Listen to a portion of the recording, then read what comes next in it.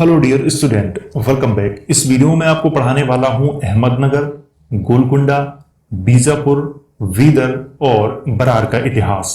इससे पहले मैंने आपको पढ़ाया था बहमनी साम्राज्य के बारे में। देखिए, बहमनी साम्राज्य वो वीडियो बहुत ही महत्वपूर्ण है क्योंकि ये आपको पांचों जो सामने लिखे हैं ये बहमनी साम्राज्य के प्रांत थे।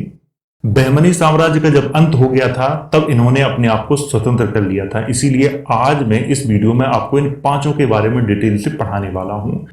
यह वीडियो खास तौर पर प्रतियोगी परीक्षाओं के लिए बनाया गया है। आप लोग इस वीडियो को ध्यान से देखना ताकि आपको ये बहुत अच्छे से समझ में आ जाए और कहीं भी कोई आपको दिक्कत ना हो। तो चलिए वीडियो की शुरुआत करते हैं और पढ़ते हैं अहमदनगर, गोलकुंडा, बीजापुर, बीदर और बरार के बारे में। अगर आप लोग अपने नोट्स बनाना चाहते हैं तो डिस्क्रिप्शन बॉक्स में आपको वेबसाइट की लिंक मिल जाएगी, तो वहां से जाके आप लोग बना सकते हो। तो वीडियो की शुरुआत यहां से करेंगे, बीजापुर का इतिहास। सबसे पहले जान लेते हैं कि बीजापुर है कहां। बीजापुर आधुनिक कर्नाटक में है। बीजापुर में आदिल शाही वंश की स्थापना 1489 ईस्वी में यूसुफ आदिल शाह ने की थी। यूसुफ आदिल शाह शिया संप्रदाय का समर्थक था। देखिए, इस्लाम में दो संप्रदाय हैं, शिया और सुन्नी। तो शिया संप्रदाय का समर्थक कौन था? यूसुफ आदिल शाह है। यूसुफ आदिल शाह ने एक मराठी स्त्री बुबुफी खानम से निकाह किया था। यूसुफ आदिल शाह के बाद इस्माइल शाह शासक हुआ। तो यहां पे आपको क्या ध्यान रखना है? ये ध्यान रखना है कि बीजापुर में आदिल शाही वंश की स्थापना किसने की थी? यूसुफ आदिल शाह ने की थी। और कब की थी? 1489 ईस्वी में की थी। अब बात करते हैं इब्राहिम शाह के इतिहास पर। इब्राहिम शाह बीजापुर का पहला सुल्तान था जिसने शाह की उपाधि धारण की थी। इब्राहिम शाह ने फारसी के स्थान पर हिंदवी को राजकाज की भाषा बनाया था। हिंदवी का मतलब एक ऐसी भाषा जिसमें कई भाषाओं का मिश्रण हो, जिसे आमतौर पर उर्दू कहा जाता है। तो इसीलिए ये आपको यहां पे ध्यान रखना है। अली आदिल शाह द्वितीय का इतिहास।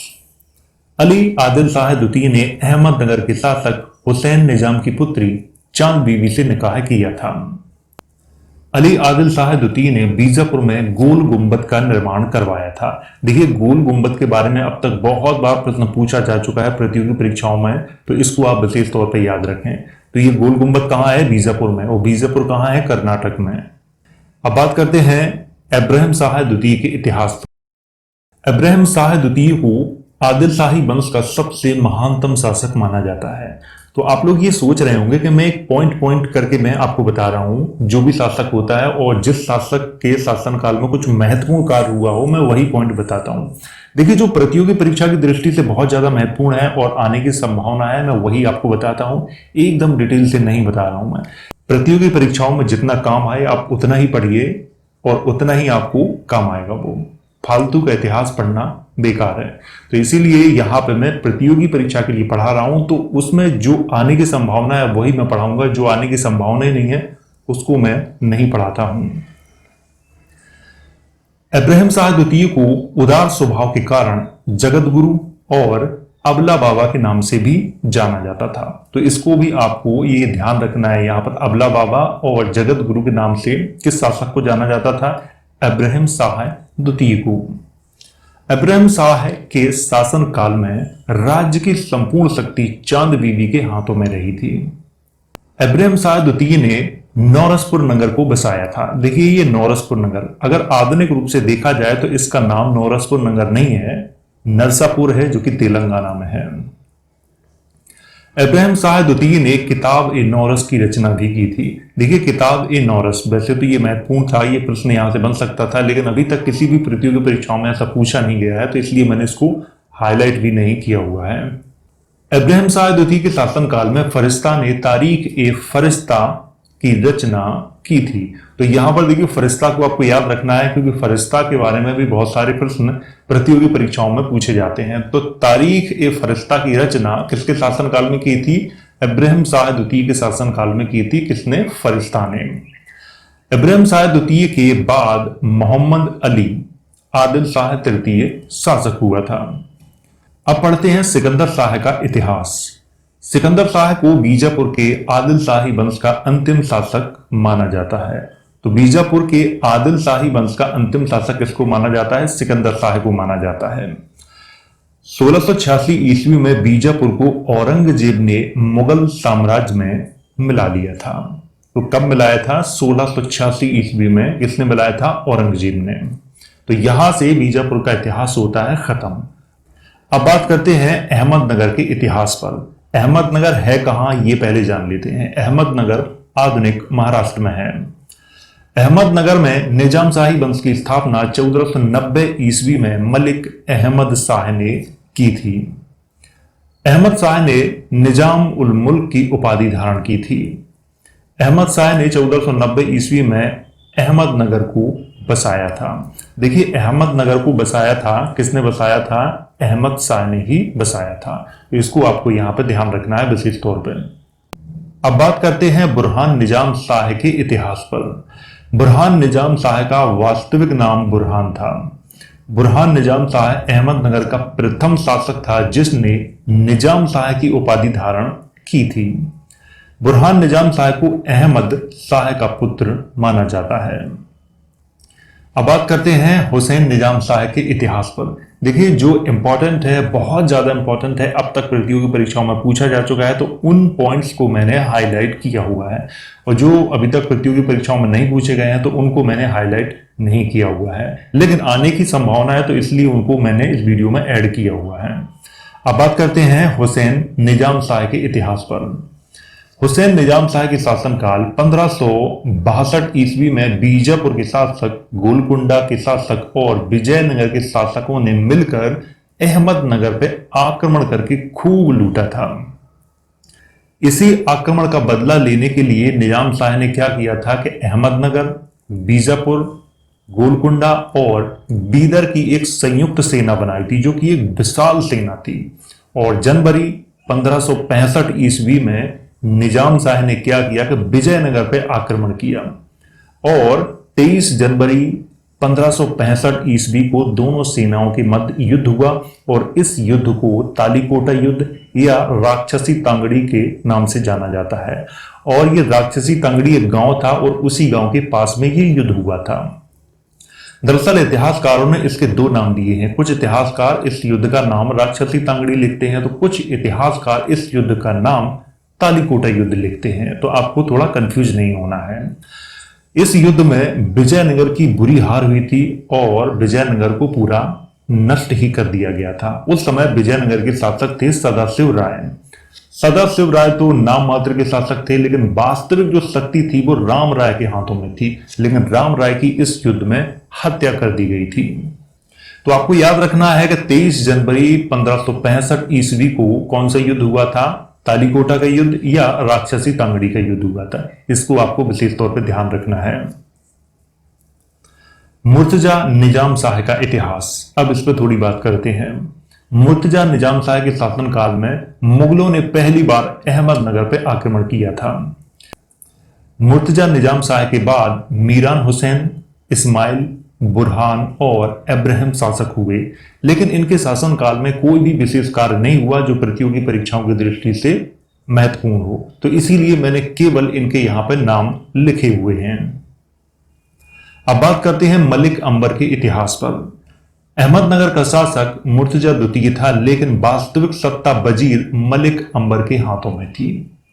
इसी समय मुगल शासक शाहजहां ने अहमदनगर को मुगल साम्राज्य में मिला लिया था। तो आपको यहां पे ध्यान रखना है कि किसने मिलाया था? शाहजहां ने मिलाया था। तो ये आपको यहां पे ध्यान रखना है। अब बात करते हैं बरार के इतिहास पर। तो बरार कहां है? आधुनिक महाराष्ट्र में है। बरार में इमाद शाही वंश की स्थापना 1490 ईस्वी में फतेह उल्लाह खां इमाद उल मुल्क के द्वारा की गई थी। बरार की दो राजधानियां थी, एलिचपुर और गाविलगढ़ में थी। एलिचपुर और गाविलगढ़, देखिए मैं आपको यहां पर बताना चाहूं कि एलिचपुर भी महाराष्ट्र में है और गाविलगढ़ भी महाराष्ट्र में है। तो ये आपको यहां पे ध्यान रखना है। 1574 ईस्वी में बरार को अहमदनगर में मिला लिया गया था। तो कब मिलाया गया था? 1574 ईस्वी में मिला लिया गया था इसको। अब बात करते हैं गोलकुंडा के इतिहास पर। तो गोलकुंडा आधुनिक रूप से देखा जाए तो कहां है? हैदराबाद के पास में है और ये एक ध्वस्त नगर है। गोलकुंडा में कुतुब शाही वंश की स्थापना 1512 ईस्वी में कुली कुतुब शाह द्वारा की गई थी। गोलकुंडा हीरो का प्रसिद्ध बाजार था। वैसे तो गोलकुंडा का नाम आपने कहीं ना कहीं जरूर सुना होगा। मसूलीपट्टनम गोलकुंडा राज्य का प्रसिद्ध बंदरगाह था। मसूलीपट्टनम अगर आधुनिक रूप से देखा जाए तो आंध्र प्रदेश में है। गोलकुंडा का राज्य वारंगल के खंडरों पर स्थापित किया गया था। वारंगल आधुनिक कर्नाटक में है। कुली कुतुब शाह के बाद इब्राहिम शासक हुआ जिसने कुतुब शाह की उपाधि धारण की थी। तो आपको यहां पे क्या याद रखना है कि जितना मैंने हाईलाइट किया हुआ है ये सब आपको याद रखना है, ये बहुत महत्वपूर्ण है। अब बात करते हैं मोहम्मद कुली के इतिहास पर। मोहम्मद कुली को हैदराबाद नगर का संस्थापक माना जाता है, लेकिन ये पूरी तरह सच नहीं है, क्योंकि हैदराबाद नगर की स्थापना होने से पहले वहां एक गांव था और उसका नाम था भाग्यनगर। ठीक है, तो उस गांव को नगर में किसने परिवर्तित किया था? वो किया था मोहम्मद कुली ने। ठीक है, ये आपको यहां पे याद रखना है, लेकिन कुछ इतिहासकारों ने उसको पूरी तौर पे क्रेडिट दे दिया है कि हैदराबाद को किसने बसाया था? मोहम्मद कुली ने बसाया था, लेकिन ये पूरा सच नहीं है। मोहम्मद कुली ने ही हैदराबाद में प्रसिद्ध चार मीनार का निर्माण करवाया था। ये आपको यहां पर ध्यान रखना है, क्योंकि हैदराबाद के सबसे प्रसिद्ध पर्यटक स्थल माना जाता है किसको? चार मीनार को। और चार मीनार के पास में ही एक मक्का मस्जिद है जो कि बहुत ही प्रसिद्ध है। आपको ये भी ध्यान रखना है। मोहम्मद कुली को दक्षिणी उर्दू या हिंदवी, जो आधुनिक उर्दू का रूप है, उसका जन्मदाता माना जाता है। इसको आपको विशेष तौर पे याद रखना है। जो उर्दू है, जो आधुनिक स्वरूप है उर्दू का, उसका जन्मदाता किसको माना जाता है? मोहम्मद कुली को माना जाता है। मैं आपको बताना चाहूंगा कि उर्दू कोई निश्चित भाषा नहीं है, इसमें कई भाषाओं का मिश्रण है और कई भाषाओं के मिश्रण से ही उर्दू का जन्म हुआ था।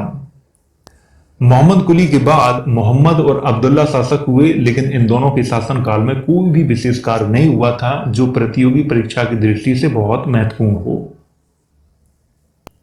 अब बात करते हैं अबुल हसन के इतिहास पर। अबुल हसन को गोलकुंडा के कुतुब शाही वंश का अंतिम शासक माना जाता है।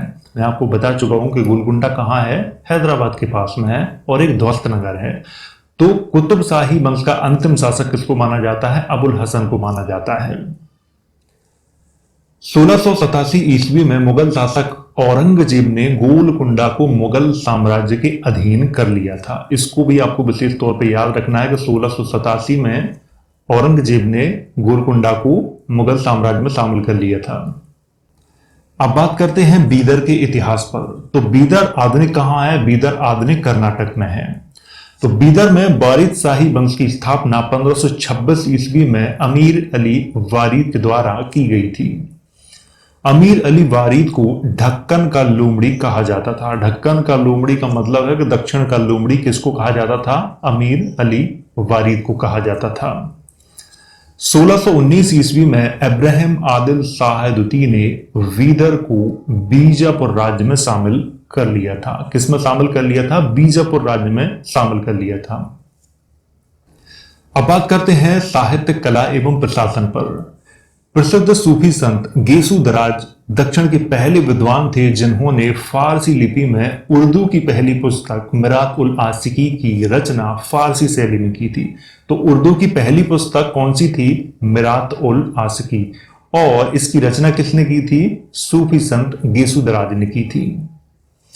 उर्दू का मुख्यतः जो विकास ऐसा माना जाता है कि दक्षिण भारत में ही हुआ था। तो इस पॉइंट को भी याद रखें कि अगर कोई भी आपसे पूछे या फिर एग्जाम में पूछा जाए कि उर्दू का मुख्यतः विकास कहां हुआ था, तो दक्षिण भारत में हुआ था। आदिल शाह द्वितीय ने उर्दू को बीजापुर की राजभाषा के रूप में स्वीकार किया था। देखिए, बीजापुर की राजभाषा के रूप में कौन सी भाषा को स्वीकार किया था? उर्दू को। और किसने किया था? आदिल शाह द्वितीय ने किया था। इंडो इस्लामिक शैली को मिलाकर ढक्कन शैली का निर्माण हुआ था। इंडो इस्लामिक का मतलब है कि इंडिया और इस्लामिक शैली को मिलाकर ढक्कन की शैली यानी कि दक्षिण की शैली का निर्माण हुआ था। वकील उस सल्तनत, यह प्रधानमंत्री होता था। अमीर ए जुमला यह वित्त मंत्री होता था। वजीर ए अशरफ यह विदेश मंत्री होता था। अमीर उल उमरा यह प्रधान सेनापति होता था। सदर ए जहार यह मुख्य काजी होता था। और ये वीडियो मुख्यतः प्रतियोगी परीक्षा के लिए बनाया गया है। और आप लोग अपने नोट्स बनाना चाहते हैं तो डिस्क्रिप्शन बॉक्स में आपको वेबसाइट की लिंक दी गई है, तो वहां से जाके आप अपने नोट्स तैयार कर सकते हो।